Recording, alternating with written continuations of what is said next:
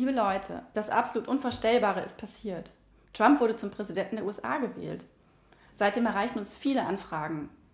Ist TTIP nun Geschichte? Hat etwa Trump TTIP erledigt?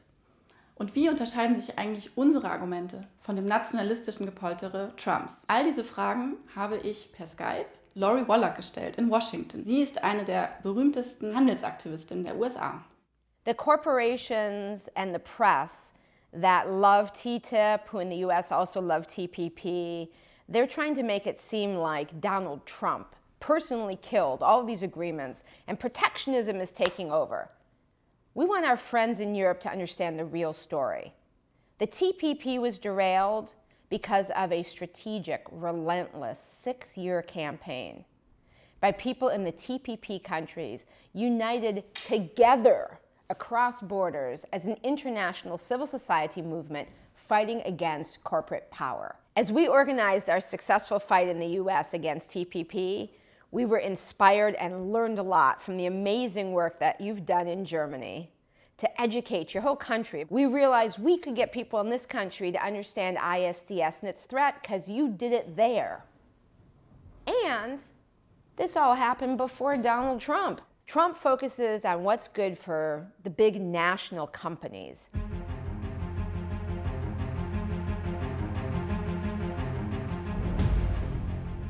With TTIP, he simply hasn't taken a position. He could turn what he's saying to something the opposite.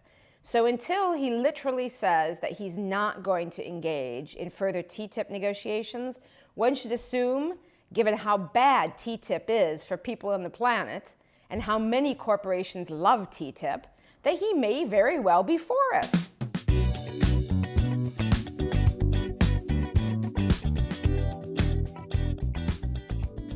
What he is thinking about is a pretty nationally focused policy, versus civil society is really interested in making sure that there are rules that apply to people all around the world, that put people and their needs and the planet first, and don't prioritize corporate power and corporations.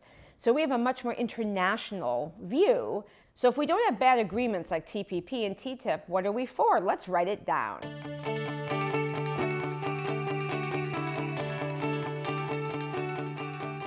The kind of trade agreements we are for would eliminate all the special corporate protections and powers now packed into trade agreements, like ISDS and limits on financial and energy and food regulation, and put in place the missing rules to make trade fair. For instance, ensuring labor and human rights and environmental rights are the basis of competition in the global economy. But those aren't enforced, and often the trade agreements actually overrule those other obligations. So we need to have the standards for people on the planet put in as a condition of trade so that when competition occurs, it's competition that brings up standards in the countries with the lower standards, and it does not create a race to the bottom.